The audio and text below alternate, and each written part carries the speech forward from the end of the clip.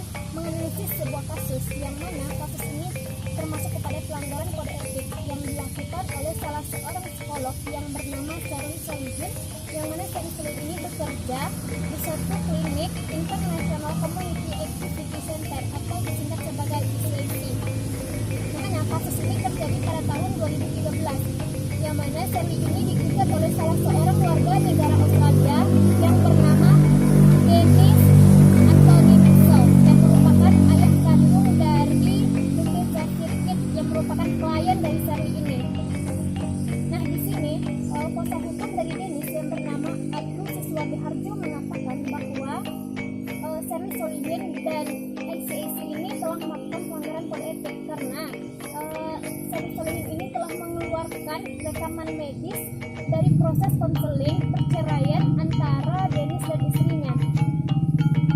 Di sini dijelaskan oleh kuasa hukum Dennis itu bahwa Sherly ini telah melakukan pelanggaran kode etik karena telah mempublikasikan kerahasiaan data kliennya, karena seorang psikolog itu seharusnya menjaga kerahasiaan datanya, sedangkan Sherly itu telah mengeluarkan rekaman medis tanpa persetujuan dari pihak kliennya.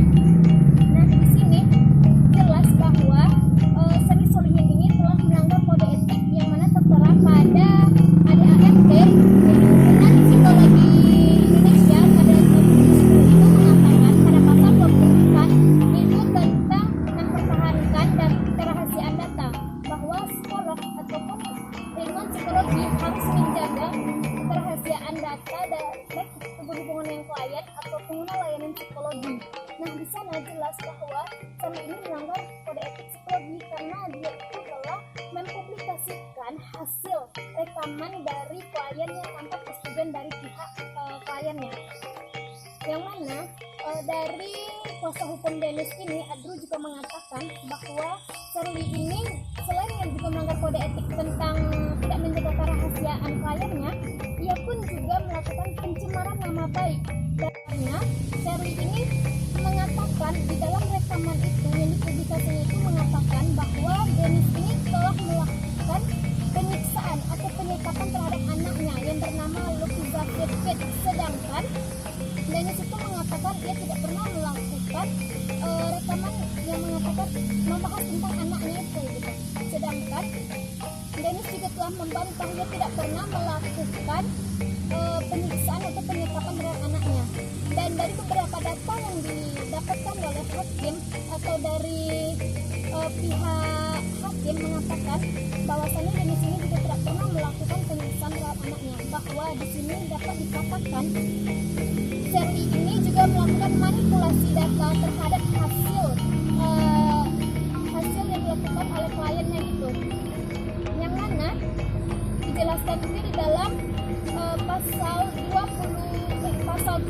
4 dalam kode etik bahwasannya pada ayat 3 pelanggaran berat itu yang seorang psikolog ataupun ilmuwan psikologi secara sengaja melakukan manipulasi terhadap hasil ataupun tujuan yang dapat merugikan pihak seperti pengguna layanan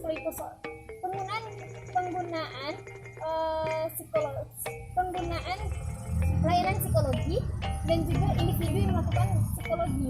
Nah, di sana dapat dikatakan bahwa Sherly Solihin ini telah melakukan pelanggaran berat terhadap kode etik psikologi.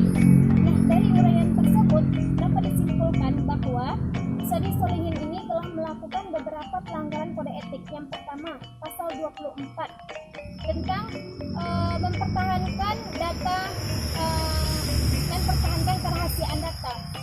Karena seperti yang saya jelaskan tadi bahwa Sherly Solihin telah mempublikasikan data tanpa persetujuan dari kliennya, bahwa di sini dapat tunjukkan secara jelas bahwa Sherly Solihin ini melakukan pelanggaran kode etik. Yang kedua, ia juga melanggar pasal 26 tentang pengungkapan kerahasiaan data. Nah, di pasal 26 ini ayat 1 menjelaskan bahwa psikolog ataupun ilmuwan psikologi sejak awal telah merencanakan bahwa ia harus menjaga kerahasiaan data yang ia miliki ataupun melindunginya. Meskipun dia sudah meninggal, sudah tidak bisa lagi, ataupun dia telah berhenti untuk bekerja, tetapi kerahasiaan data ini tetap dia jaga. Yang mana pada pasal 5-nya dikatakan, meskipun kerahasiaan data ini diungkapkan tanpa persetujuan dari kliennya, tetapi hanya digunakan untuk keperluan hukum atau untuk melindungi kliennya.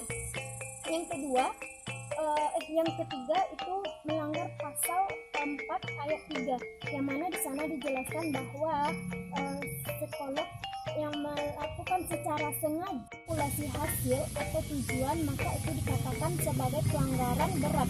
Nah, di sini dapat disimpulkan bahwa Sally Solihin ini telah melakukan pelanggaran kode etik.